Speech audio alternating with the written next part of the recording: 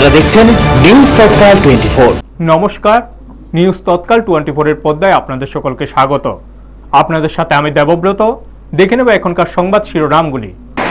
ADC নির্বাচনকে সামনে রেখে আগরতলায় বিজেপি জনজাতি মোর্চার নেতৃত্বদের নিয়ে গুরুত্বপূর্ণ বৈঠক। সাবরুমে রহস্যজনকভাবে নিখোঁজ স্কুল ছাত্রীকে উদ্ধার ও অভিযুক্তদের গ্রেপ্তারের দাবিতে থানায় মহিলাদের ডেপুটেশন। তেলিয়ামুড়ায় বিপর্যয় মোকাবিলা প্রশিক্ষণে বোর্ড বিকল, প্রশাসনের প্রস্তুতি নিয়ে উঠল প্রশ্ন। আন্তর্জাতিক নারী দিবসকে সামনে রেখে সাবরুমে বিকেপল্লী গ্রাম পঞ্চায়েতে গঠিত হল 9 সদস্যের নারী আদালত।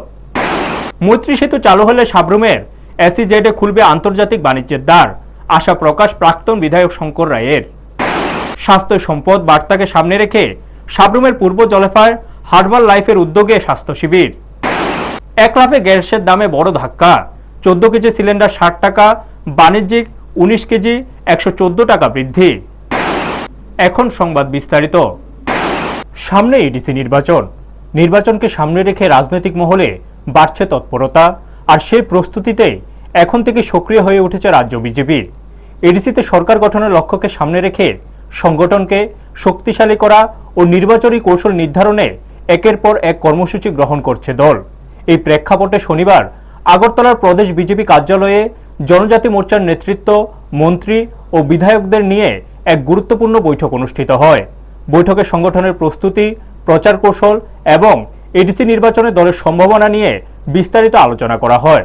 উক্ত বৈঠকে উপস্থিত ছিলেন রাজ্য বিজেপি প্রদেশ সভাপতি রাজীব ভট্টাচার্য, জনজাতি মোর্চার সভাপতি পরিমল দেববর্মা, রাজ্যের মুখ্যমন্ত্রী অধ্যাপক ডক্টর মানিক সাহা, জনজাতি কল্যাণ মন্ত্রী বিকাশ দেববর্মা, প্রদেশ সাধারণ সম্পাদক বিপিন দেববর্মা সহ দলের অন্যান্য নেতৃত্ব। বৈঠক প্রসঙ্গে মুখ্যমন্ত্রী অধ্যাপক ডক্টর মানিক সাহা জানান, সামনে এডিসি নির্বাচনকে ঘিরে দল কিভাবে সংগঠিতভাবে কাজ করবে এবং জনজাতি এলাকায় প্রচারকে আরো জোরদার করা যায় সেই বিষয়ে জনজাতি মোর্চার নেতৃত্বদের নিয়ে এই বৈঠকের আয়োজন করা হয়েছে। নির্বাচনে ভালো ফল করার লক্ষ্যে দল ইতিমধ্যে মাঠে নেমে কাজ শুরু করেছে বলেও তিনি উল্লেখ করেন। ব্যুরো রিপোর্ট, নিউজ তৎকাল 24।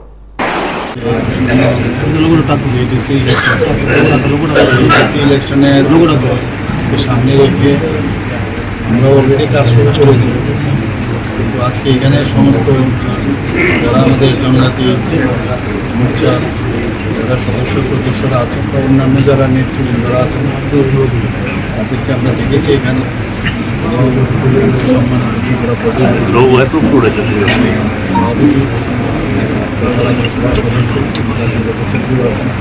আমাদের জনজাতি মোর্চার প্রেসিডেন্টও আমাদের সাথে আছেন এবং আমাদের ত্রিপুরা সরকারের মাননীয় মন্ত্রী বিকাশ দেববর্মা আমাদের সাথে আছেন এবং অন্যান্য যারা MLA এবং ঠিক আছে প্রাক্তন ছিলেন চ্যানেল সমস্ত এখানে আমাদের যারা যারা অ্যাভেলেবল আছে অফিসিয়াল সবাইকে আজকে এখানে ডাকা হচ্ছে। তো মেইন বিষয় হচ্ছে আমরা আগামী দিন আমাদের কী কী করা প্রয়োজন, কীভাবে আমরা ইলেকশন আমরা সেই বিষয়ে একটা পুরো আলোচনা আসবে সেই বিষয়ে আজকে সাবরুম মহকুমায় এক নাবালিকা স্কুল ছাত্রীর রহস্যজনক নিখোঁজ হওয়ার ঘটনাকে কেন্দ্র করে এলাকায় চাঞ্চল্যের সৃষ্টি হয়েছে। ঘটনার পর থেকে উদ্বেগে দিন কাটাচ্ছে পরিবারের সদস্যরা। আর দ্রুত উদ্ধার ও দোষীদের গ্রেপ্তারের দাবিতে সরব হয়ে উঠেছেন স্থানীয় মহিলারাও। জানা যায়, গত 23 ফেব্রুয়ারি সাবরুম থানাধীন পশ্চিম জলফা গ্রাম পঞ্চায়েতের ভূমিহীন টিলা এলাকা থেকে এক স্কুল ছাত্রী রহস্যজনকভাবে নিখোঁজ হয়ে যায়। নিখোঁজ ওই কিশোরী নং 2 জলেফা উচ্চতর মাধ্যমিক বিদ্যালয়ের 6ষ্ঠ শ্রেণীর ছাত্রী বলে জানা গেছে। ঘটনার পরপরই পরিবারের পক্ষ থেকে সাবরুম থানায় একটি মিসিং ডায়েরি করা হয়। পরবর্তীতে গত 28 ফেব্রুয়ারি এই ঘটনাকে কেন্দ্র করে সাবরুম থানায় অপহরণের একটি মামলা রেজিস্ট্রেশন করা হয়। নাবালিকা কন্যার মা শিপ্রা দেবনাথ চক্রবর্তী অভিযোগ দায়ের করে দুজনকে আসামি করেন। অভিযোগ অনুযায়ী গোমতী জেলার যতনপাড়ি এলাকার বাসিন্দা বিশ্বজিৎ ভৌমিক এবং সাবরুমের ভূমিহীন টিলা এলাকার সুজন কর্মকার এই ঘটনার সঙ্গে জড়িত বলে সন্দেহ করা হচ্ছে।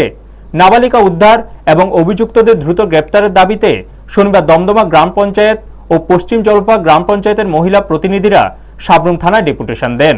এই সময় তারা আরক্ষা প্রশাসনের সঙ্গে সাক্ষাৎ করে দ্রুত তদন্ত এগিয়ে নিয়ে যাওয়া এবং নিখোঁজ ছাত্রীকে উদ্ধার করার দাবি জানান।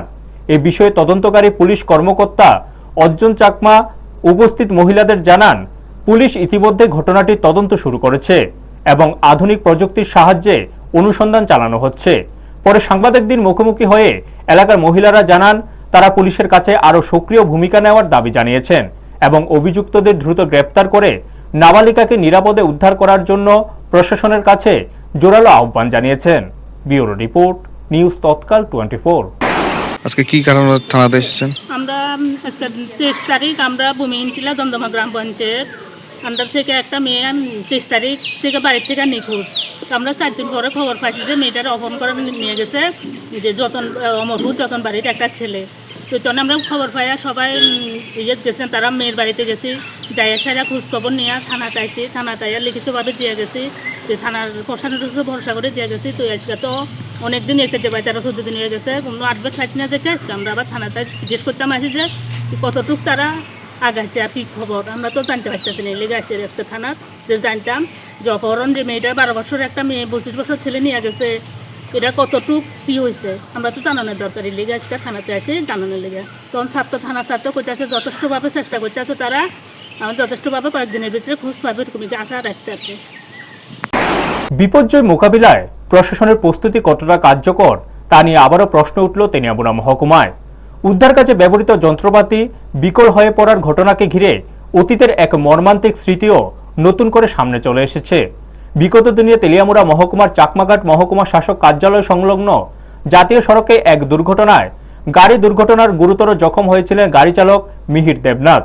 দীর্ঘ সময় ধরে উদ্ধার কাজ চালানোর চেষ্টা হলেও বিপর্যয় মোকাবিলার যন্ত্রপাতি বিকল হয়ে পড়ায় তাকে জীবিত উদ্ধার করা সম্ভব হয়নি। শেষ পর্যন্ত ঘটনাস্থলে মৃত্যু হয় তার।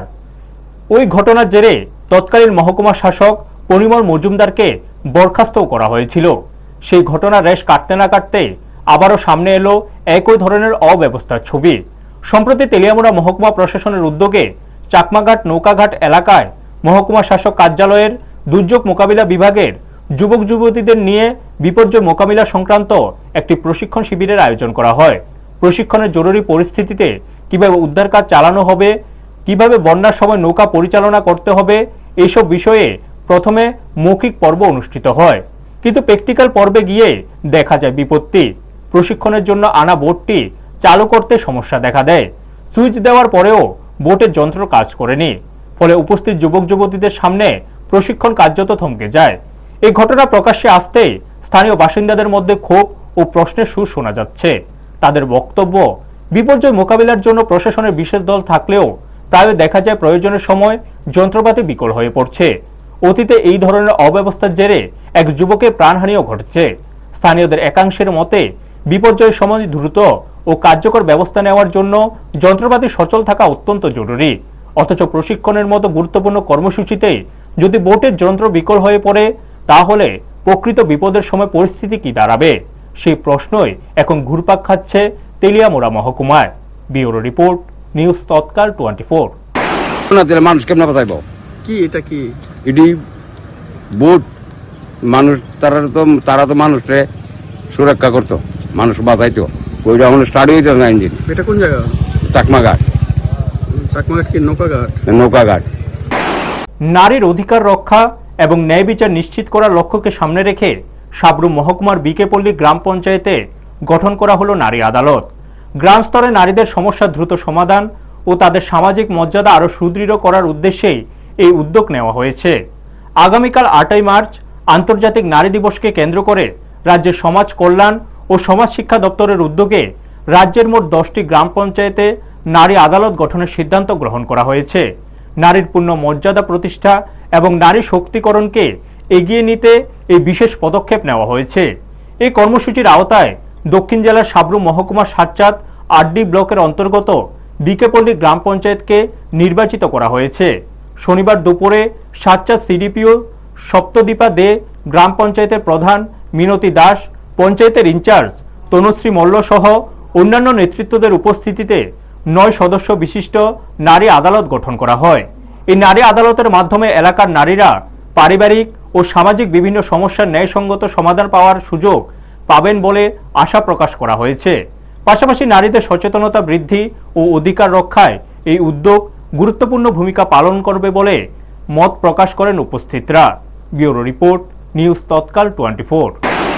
আমাদের বর্তমানে সরকারের তরফ থেকে পাইলট বেসিসে একটা নতুন যোজনা নারী আদালত লঞ্চ করা হয়েছে রিসেন্টলি। এখানে 10টি পঞ্চায়েতকে পাইলট বেসিস দেওয়া হয়েছে। তো 10টা পঞ্চায়েতের মধ্যে, পুরো রাজ্যে 10টা পঞ্চায়েত দেওয়া হয়েছে।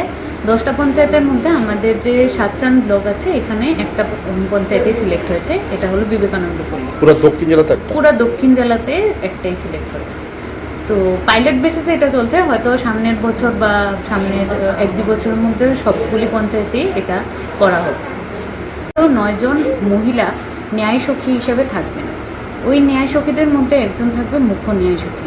এই নারী আদালতের মধ্যে এটা হবে একটা নন স্ট্যাচুইটারি বডি, যেখানে মহিলারা নিজেদের ডোমেস্টিক ভায়োলেন্স কেস হোক বা সোশ্যাল ডিসক্রিমিনেশন হোক বা হ্যারাসমেন্ট হোক, নন ক্রিমিনাল যে কোনো কেস নারী আদালতের সামনে তুলে ধরতে পারে এবং নারী আদালত সেই কেসগুলোর সমাধান করবে। এই নারী আদালত সম্পর্কে আমরা বিস্তারিতভাবে জানানোর জন্য আজকের দিনে বিকেপল্লীতে যে বিশেষ রকম মহিলা সভা উদযাপিত হচ্ছে, এখানে এসে আমরা আমাদের দপ্তর অর্থাৎ সমাজ কল্যাণ এবং সমাজ শিক্ষা দপ্তরের তরফ থেকে এটা আলোচনা করতে আজকে যোগদান করেছি। নমস্কার সবাইকে। বিশ্ব নারী দিবস উপলক্ষে আজকে আমাদের পঞ্চায়েতে, এই বিবেকানন্দপল্লী পঞ্চায়েতে একটি সুসংবাদ নিয়ে এসছে আমাদের সাতচান ব্লকের থেকে সিডিপিও ম্যাডাম। সেটা হলো আমাদের নারীদের জন্য শুধুমাত্র পঞ্চায়েত ভিত্তিক একটি সভা তৈরি করছে প্রত্যেক পঞ্চায়েতের মধ্যে। এখানে আমাদের সাউথ ডিস্ট্রিক্টে শুধুমাত্র একটাই পঞ্চায়েত সিলেকশন পেয়েছে, সেটা হলো বিবেকানন্দপল্লী পঞ্চায়েতে। এই পঞ্চায়েতে নারীদের জন্য একটি আদালত, নারী আদালত তৈরি করা হবে 9 জন দিদিকে নিয়ে। এর মধ্যে একজন দিদি মুখ্য হিসেবে থাকবেন। আর এই নারী আদালতে সাধারণত নারীরাই সমস্ত কিছু সর্বাধিকার পাবেন এখানে। আর সেখানে ধরেন যে কোনো নারীর যদি কোনো রকমের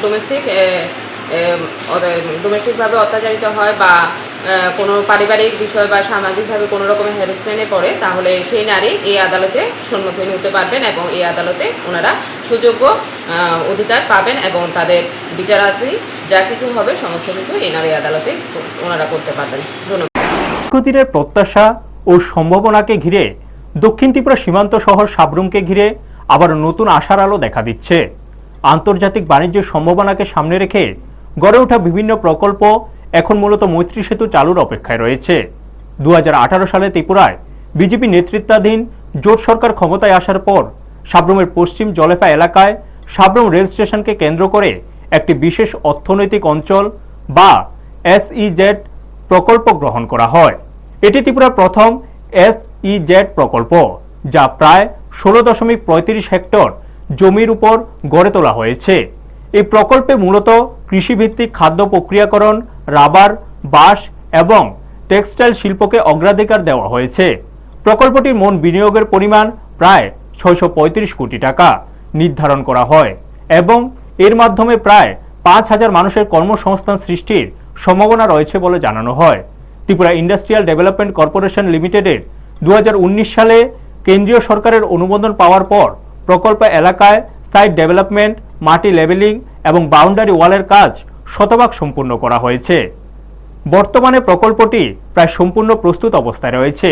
এদিকে চলতি বছরের ফেব্রুয়ারিতে অনুষ্ঠিত ডেস্টিনেশন ত্রিপুরা বিজনেস কনক্লেভ 2025-এ মোট 3680 কোটি টাকার ব্যবসায়িক চুক্তি স্বাক্ষর হয়েছে এবং বহু শিল্পপতি সাব্রুমের SEZ বিনিয়োগে আগ্রহ দেখিয়েছেন।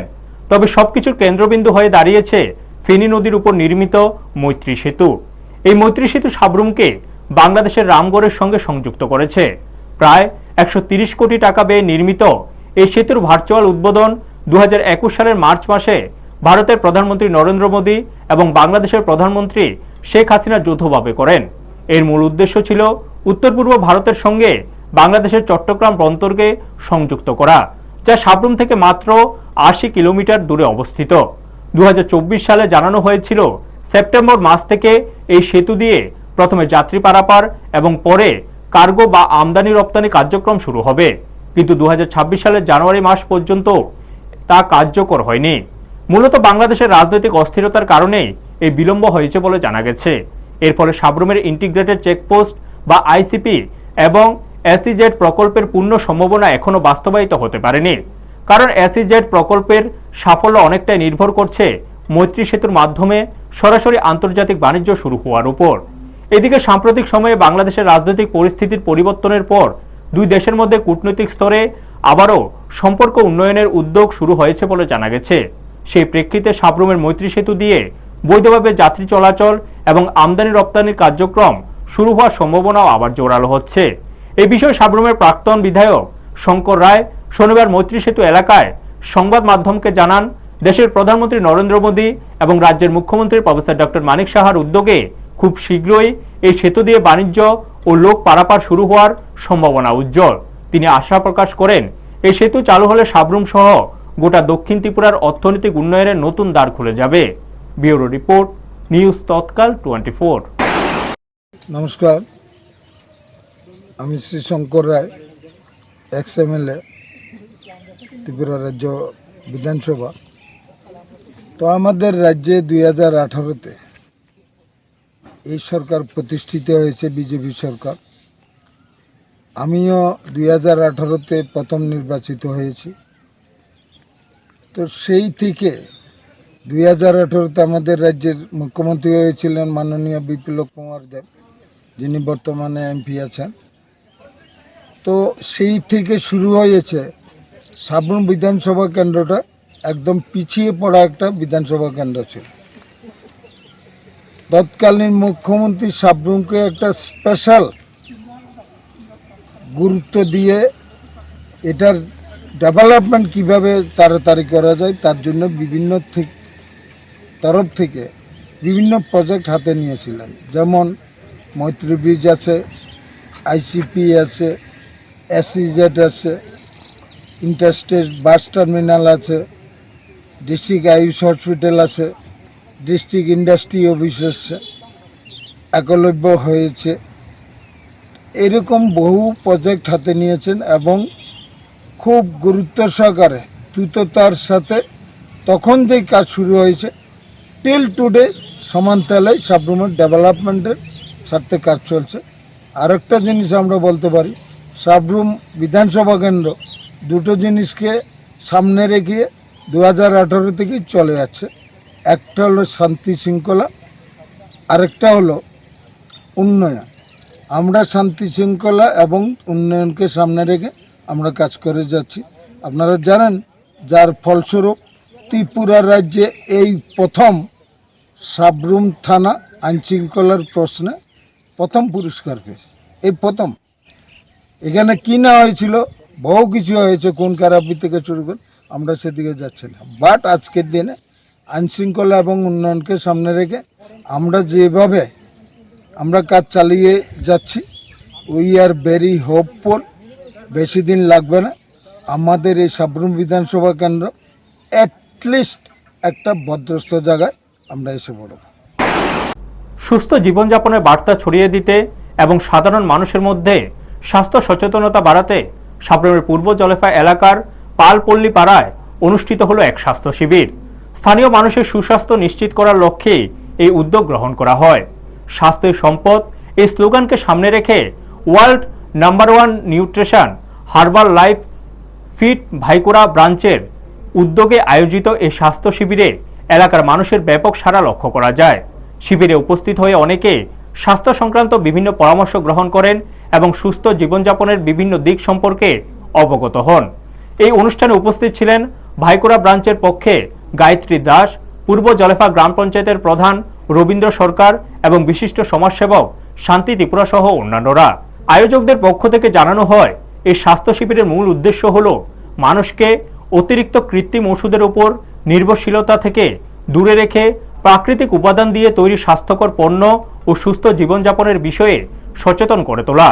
আমাদের প্রতিনিধির সঙ্গে কথা বলতে গিয়ে গায়ত্রী দাস জানান, দেশের প্রধানমন্ত্রী নরেন্দ্র মোদীর স্বপ্নের সুস্থ ভারত গড়ে তোলার লক্ষ্যে সাধারণ মানুষের মধ্যে স্বাস্থ্য সচেতনতা বাড়ানোই তাদের মূল লক্ষ্য। তিনি বলেন, ভবিষ্যতেও এই ধরনের স্বাস্থ্য শিবিরের মাধ্যমে মানুষের পাশে থাকার প্রচেষ্টা অব্যাহত থাকবে। স্বাস্থ্য শিবিরকে কেন্দ্র করে এলাকায় এক উৎসাহব্যঞ্জক পরিবেশের সৃষ্টি হয় এবং স্থানীয় বাসিন্দারাও এই উদ্যোগকে স্বাগত জানান। ব্যুরো রিপোর্ট, নিউজ তৎকাল 24। আজকে কি বিষয় নিয়ে প্রোগ্রাম করেছেন? নমস্কার, আমার নাম গায়ত্রী দাস, বাই প্রফেশনাল। আমি একজন ওয়েলনেস কোচ। আমি আজকে স্বাস্থ্য সচেতন নিয়ে আমি একটা এখানে ওয়েলনেস ক্যাম্প করেছি। সাধারণ মানুষকে কি পরিষেবা দিয়েছেন? সাধারণ মানুষকে আমি কিভাবে সুস্থ থাকা যায়, মেডিসিন ফ্রি লাইফ লিড করা যায়, আর মানুষকে ঘরোয়া খাবার দাবারের মাধ্যমে কিভাবে নিজেকে ভালো রাখতে পারে, নিত্য প্রয়োজনীয় খাবার দাবার অ্যাড অন করে। প্লাস আমরা জানি আমাদের শরীর কিভাবে সুস্থ রাখা দরকার, এই জন্য আমরা মানুষকে সুস্থ কিভাবে রাখবো এটা নিয়ে গাইডেন্স দিচ্ছি। কিভাবে দিচ্ছি, যে আমাদের লাইফস্টাইলের মধ্যে থাকে যে 80% প্রতিদিন নিউট্রিশন বা ঘরোয়া খাবার দাবার, আসছে হলো 20% ওয়ার্কআউট ইকুয়াল টু 100% রেজাল্ট। এইভাবে আমরা মানুষকে সুস্থ লাইফ দিচ্ছি, উইদাউট মেডিসিন ফ্রি লাইফ দিচ্ছি, আর মেডিসিন ছাড়াই মানুষকে সুস্থ রাখার দায়িত্ব নিচ্ছি আমরা সবাই। কতটুকু উপকৃত হবে বলে মনে করেন আপনি? হ্যাঁ, উপকৃত বলতে আমি আজ থেকে 3 বছর ধরে এই সিস্টেমটার মধ্যে আছি, নিজে ভালো আছি, নিজে ভালো থাকার পাশাপাশি অনেককে সুস্থ রাখার দায়িত্ব নিয়েছি। আর সেই জন্য আমার কাছে মনে হচ্ছে যে অনেক মানুষ সুস্থ থাকতে পারবে এই সিস্টেমে এসে, আর অনেকে সুস্থ থাকছে। যে দেশের প্রধানমন্ত্রী চাইছেন যে সুস্থ ভারত, একটা স্লোগান দিয়েছেন, এই বিষয় নিয়ে কি বলবেন? হ্যাঁ, আমরার কাজটা এমনই যেটা যে আমরা আমাদের ইন্ডিয়া এখন ওবেসিটিতে প্রায় টপ 1 লেভেলের মধ্যেই আছে। তো আমরা যে কাজটা করতেছি ওবেসিটি নিয়ে কাজটা করতেছি, যাতে ওবেসিটির সংখ্যা যাতে কমে, যাতে আমরা একটা স্বচ্ছ ভারত, মানুষের সুস্থ একটা লাইফ দিতে পারি। তো এটা নিয়ে আমরা এই হেলথ ক্যাম্পটা আয়োজন করা হয়েছে, যাতে উইদাউট মেডিসিন ছাড়া মানুষ যাতে কীভাবে হেলদি খাবার দাবার খেয়ে সুস্থ থাকতে পারে, এটা নিয়ে আমরা কাজটা। রান্নাঘরের আগুন যেন হঠাৎ করেই আরও একটু দাউ দাউ করে জ্বলে উঠল, কারণ আবারও বেড়েছে রান্নার গ্যাসের দাম। মাসের শুরুতে গ্যাসের মূল্য বৃদ্ধির খবরে সাধারণ মানুষের কপালে পড়েছে চিন্তার ভাঁজ। নতুন করে গৃহস্থালিতে ব্যবহৃত 14 কেজি এলপিজি গ্যাস সিলিন্ডারের দাম 1 লাফে বেড়েছে 60 টাকা। পাশাপাশি বাণিজ্যিক কাজে ব্যবহৃত 19 কেজি গ্যাস সিলিন্ডারের দাম বেড়েছে 114 টাকা। এই মূল্য বৃদ্ধির ফলে সবচেয়ে বেশি প্রভাব পড়বে সাধারণ গৃহস্থ পরিবার এবং ছোট বড় ব্যবসায়ীদের উপর। রান্নার গ্যাসের দাম বাড়ার ফলে সংসারের মাসিক খরচ আরও কিছুটা বেড়ে যাবে বলে মনে করছেন গৃহিণীরা। ইতিমধ্যে নিত্য প্রয়োজনীয় জিনিসপত্রের দাম বাড়ার কারণে সাধারণ মানুষ আর্থিক চাপে রয়েছেন। তারই মধ্যে গ্যাসের এই নতুন মূল্যবৃদ্ধি যেন সেই চাপকে আরও বাড়িয়ে দিল। অন্যদিকে বাণিজ্যিক গ্যাসের দাম বৃদ্ধির কারণে হোটেল, রেস্তোরাঁ সহ বিভিন্ন ব্যবসা প্রতিষ্ঠানের খরচও বেড়ে যাবে। ফলে অনেক ক্ষেত্রেই খাবারের দাম বাড়ার সম্ভাবনা উড়িয়ে দেওয়া যাচ্ছে না। সব মিলিয়ে রান্নার গ্যাসের এই মূল্যবৃদ্ধি সাধারণ মানুষের দৈনন্দিন জীবনে নতুন করে প্রভাব ফেলবে বলে মনে করছেন প্রত্যেকটি মহল। ব্যুরো রিপোর্ট, নিউজ তৎকাল 24। 14 কিলো গ্যাসের দাম বাড়ছে, আপনার আগে আসছিল 978 টাকা 40 পয়সা, আর এখন এসে গিয়া 1038 টাকা 40 পয়সা, অর্থাৎ 60 টাকা বাড়ছে আর কি। আর বাণিজ্যিক গ্যাস এটা বাড়ছে আপনার 114 টাকা, আগে আসছিল 2255, আর এখন এসে 2369 টাকা। এটা তো মানে বাসা হইতেছে বিক্রি করে, হঠাৎ করে গ্যাসের দাম বেড়ে গেছে। 978 টাকা 40 পয়সা, এখন 1040 টাকা হবে। এখনকার মতো সংবাদ এই পর্যন্তই। আমাদের অন্যান্য সংবাদের জন্য চোখ রাখুন নিউজ তৎকাল 24 এর পর্দায়। আপনারা দেখছেন নিউজ তৎকাল 24।